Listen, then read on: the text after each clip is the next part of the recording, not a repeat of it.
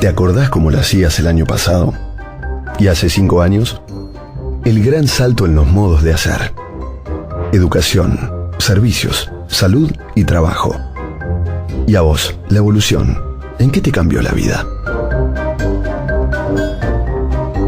La historieta en la Argentina, ¿cómo habrá sido la evolución de los dibujos? Tomamos habitualmente los últimos 50 años porque decimos en los últimos 10 o 20 nos cambió radicalmente la vida, el modo de hacer las cosas, lo que hay en derredor. Cambió el mundo. Ese es un mundo de transformaciones realmente fulgurantes.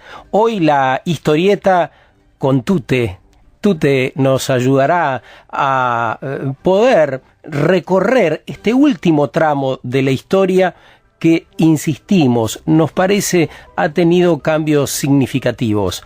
Tute es un humorista gráfico argentino, es el hijo mayor de Caloi, nació en el año 74 en Buenos Aires, estudió diseño gráfico, humorismo, cine, bueno, publica en el diario La Nación y en la revista dominical también, en la contratapa del diario publica el cuadro que se llama Tutelandia, pero hecho de todo, libros, música, ya nos va a contar. ¿Cómo estás, Tute? Buen día. ¿Qué tal? ¿Cómo andas? Bien, un gusto poder compartir este rato. Además, para hablar de la historieta, de las historietas más importantes a nivel mundial en Argentina, ¿no? Sí, la Argentina tiene una larga y profusa tradición de humoristas gráficos y historietistas. Uh-huh. Verdaderamente han salido cracks de nuestro país a lo largo del tiempo, sí. Así es, todo arranca con la revista Hortensia, ¿no? Ahí es el inicio, ¿no? O sea, en realidad el inicio es muy anterior, anterior. Es en la época, digamos, sería fines del siglo XIX. Claro, con Caras y Caretas, ¿no? Con Caras y Caretas, claro. Con El Mosquito, con Don Quijote, El Quijote, todas revistas que eran satíricas y tenían las primeras historietas o humoradas, digamos, gráficas, ¿no? Así es. En tus años, ¿a qué edad empezaste a dibujar? A dibujar empecé como todo el mundo, muy pronto. Todos empezamos dibujando desde muy chiquito y te diría que prácticamente, si no es el primero, es el segundo lenguaje de comunicación. Pero vos no paraste más. Todos tenemos. Pero claro, la diferencia entre un profesional y uno que no lo es que en general la gente deja de dibujar en la infancia, ¿no? Claro. Terminada la infancia, abandona el dibujo. Bueno, en nuestro caso eso no se abandona. Claro, pero digo, entre tu experiencia y sumada a lo que podés haber visto de tu papá, ¿podrías hacernos una especie de recorrido de esos cambios en las herramientas, en los modos, en el campo de acción de un humorista y poder darnos cuenta de estos cambios que tratamos de pensar?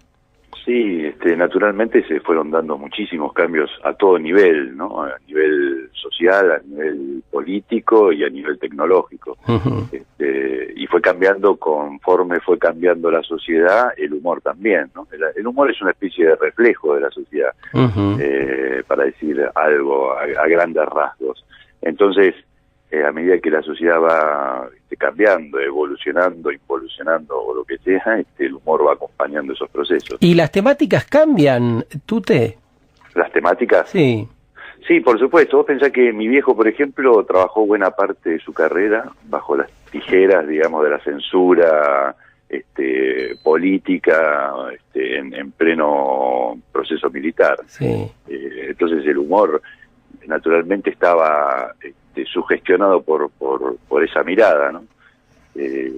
Y entonces tenía que producir humor desde un lugar con mucha sutileza para poder contarle a la gente algo, ¿no? Uh-huh. No solo entretenerla, sino hacer una crítica lo más solapada posible para que pasara esa censura, ¿no? ¿Cómo ha sido tu transformación en relación al tratamiento de algunos temas? Se me ocurre pensar en los temas de género, por ejemplo. Bueno, ahí tenés, ese es un tema interesante porque cambió, es el gran paradigma actual, ¿no? Y va cambiando la mirada de la sociedad respecto de ese tema.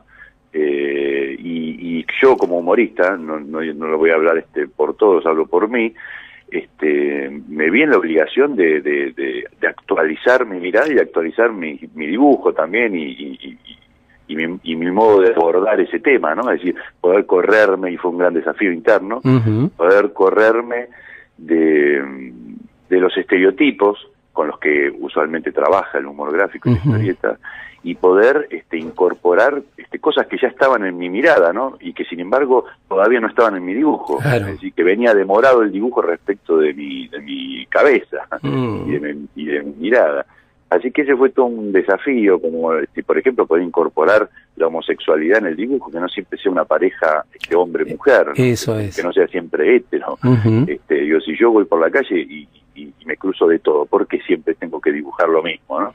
Bueno, estos son como los pequeños grandes desafíos que uno tiene internamente y que se va ahí debatiendo para poder generar y actualizarse y armar cosas novedosas y que a uno lo tengan, qué sé yo, que lo tengan contento, ¿no?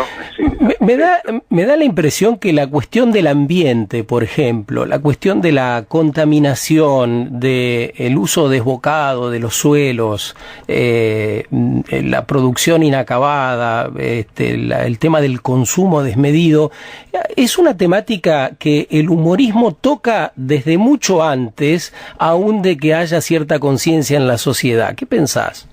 Puede ser, porque eso pasa muchas veces, ¿no? Que los dibujantes, los ilustradores, los caricaturistas, los poetas, los escritores, a veces se adelantan un cacho a una mirada más general, más social, ¿no? Y entonces sirven ahí como faros, ¿no? Como tipos o mujeres que pueden iluminar un cacho, sí, algo en lo que todavía hay mucha oscuridad. Y después hay cambios, te decía, tecnológicos. Yo me acuerdo, yo era muy chiquito y acompañaba a mi viejo al diario Clarín a entregar la tira y era todo a mano, es decir, se dibujaba en papel, yo veía todo el proceso, desde que pensaba la idea hasta que hacía el lápiz, el pasado a tinta, borraba los restos de lápiz, quedaba el original y nos íbamos en el auto a Capital, porque vivíamos en zona sur del Gran Buenos Aires, en José Mármol, veníamos a Capital, al centro, a entregar la tira. Entrábamos al diario, este monstruo enorme, lleno de gente, la redacción, que era un lugar maravilloso. Para mí era todo fascinante, ese viaje era maravilloso. Qué bueno. Y mi viejo me daba la tira y yo la ponía en el canastito, porque mirá lo que era la época.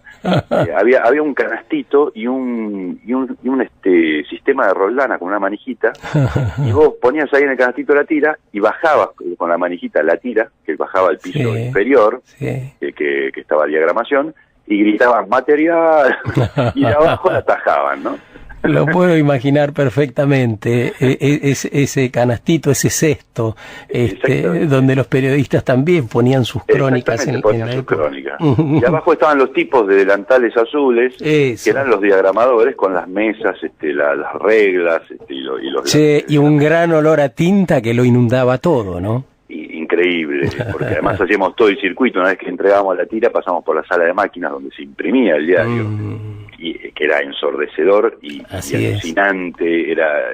Salías con olor a tinta y a papel, a papel prensa, que a mí me encantaba, ¿no? Los tipos, me acuerdo que trabajaban con algodones en los oídos porque era ensordecedor. Las máquinas hacían un ruido bárbaro. ¿Y tu proceso hoy cómo es para establecer claramente la diferencia? Bueno, bien distinto, ¿no? Yo tuve de los dos, porque yo empecé a publicar cuando todavía la computadora no era lo que soy. Así es. Entonces, efectivamente entregaba como mi viejo antaño, la tira en mano y la página dominical en mano.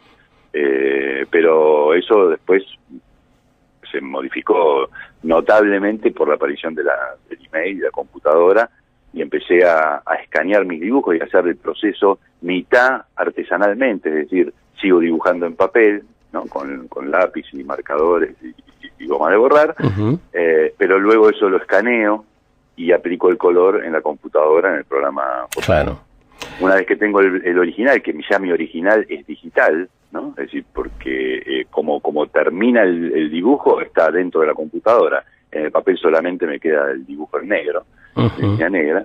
Bueno, lo mando por mail. Así termina, ese sería mi canastito, así es. De Roldana, digamos. ¿Y en qué cosas hoy se inspira un humorista gráfico? ¿Qué cosas te inspiran hoy, Tute? A mí particularmente me inspira todo lo que me interesa. Yo trabajo sobre dos paisajes. Uno que es el paisaje externo, que es el mundo de la observación, de las cosas que veo, y el otro paisaje es interno, ¿no? Las cosas que a mí me pasan, mis propios fantasmas, digamos, mis inquietudes, mis preguntas. Todo lo que me interesa, tarde o temprano, e incluso a mi pesar, aparece en el dibujo. Claro, bueno, eso marca una gran sensibilidad, ¿no? Yo creo que todo artista es fatalmente sensible, así ¿no? es. Porque también tiene un costado negativo, ¿no? Esa sensibilidad que por ahí parece como una... Así es. Como una cosa linda de tener. Tiene su parte vulnerable, ¿no? Tiene su parte, claro, uno se convierte en una persona muy vulnerable. Así es. Nos faltaría definir el radio de acción. Digamos, si aquello era casi exclusivamente los diarios, hoy también el radio de acción, es decir, el campo laboral se ha extendido. No sé, hay un vino que tiene una etiqueta que está, digamos, dibujada por vos, ¿no? Sí, eso tiene que ver con dos cosas. Por un lado, como vos decís, se abrió el juego, ya no es solamente el papel. De hecho, hoy hay muchos pibes que llegan a su primer libro sin haber pasado nunca por un medio gráfico, cosa que antes era impensada. Eso es cierto. Absolutamente impensable. Vos no podías publicar un libro si no publicabas en alguna revista de buena tirada o en algún diario. Es decir, que hoy las redes sociales son una vidriera tan o más importante que la de los medios gráficos. Así es. Eso es una buena noticia porque de algún modo esto vino a democratizar un poco la cosa para todo el mundo, ¿no? Porque la verdad que hoy computadora tiene casi todo el mundo, ¿no? No vamos a decir todo el mundo, que sería injusto, pero casi todo el mundo. Es cierto. O un telefonito, ¿no? Donde poder subir el material. Y así que eso fue un gran cambio. Por otro lado, supongo que mi propia inquietud de ir haciendo otras cosas que se me van abriendo nuevas puertas, como hacia la canción, o esto que decís vos, de que ahora hice un vino, me invitó Federici a hacer un vino, y fue una experiencia entrañable. Viajé a Mendoza. Qué bueno. Y ahí te inspiraste, ahí sí te inspiraste, ¿no? En los viñedos y el buen vino, ¿qué tal? Sí, es que es una maravilla. El vino es de las mejores cosas que tenemos. Y encima, el tipo que me invita a hacer un vino es uno de los más grandes enólogos del mundo. Entonces, no podía salir mal. Qué fantástico, qué fantástico. Bueno, vivimos en un país donde nos encanta el humor. El humor nos hace bien. De todo, hacemos una joda. Acontece un hecho y a los pocos minutos, por esto que decías vos, del acceso a las redes, aparecen por todos lados algún chiste o algo que nos haga reír. ¿Se siente la competencia? La competencia digamos, no, de colegas no. Supongo que también hay una especie de competencia en el nuevo ecosistema que tiene que ver con las personas comunes que hacen humor, que escriben, que dibujan y se dan a conocer también. Y hay fenómenos en todos los campos también, de hombres y mujeres comunes, ¿no? Totalmente. Y esto de los memes, ¿no? Eso, por eso. Acontece algo y en menos de una hora ya hay una joda sobre eso, y una joda muchas veces muy inspirada, muy graciosa, hilarante, y sí, está genial. A mí me parece que todo eso una buena noticia. Es muy bueno. Parece que un pueblo que goza de buen humor goza también de salud, ¿no? Así es. Porque el humor no nos olvidemos, no es una cosa, no es una pátina, digamos, ¿no? Sobre la realidad, sino es lo que nos sostiene, el humor en general, digo, no el humor gráfico, digo, el humor verbal en la calle, el de los memes, el de la cancha, el humor en general es lo que nos sostiene como individuos y como sociedad frente a los grandes embistes políticos y las tremendas noticias individuales como la de que nos vamos a morir todos. Eso es. ¿No? Bueno, frente a eso, el humor funciona como un mecanismo de defensa individual y colectivo. Un abrazo muy grande, Tute, que tengas un buen día, Un abrazo. Gracias por este rato. Bueno, hoy la sección Lo que te cambió la vida, quizá un poco más extendida de lo habitual. Creemos que valió la pena. Hemos charlado con Tute, el humorista gráfico argentino tan conocido, que además publica en otros lugares del planeta y es el hijo mayor del historietista Caloi, que ahora vamos a recordar mucho seguramente durante el Mundial por su tan amado personaje Clemente.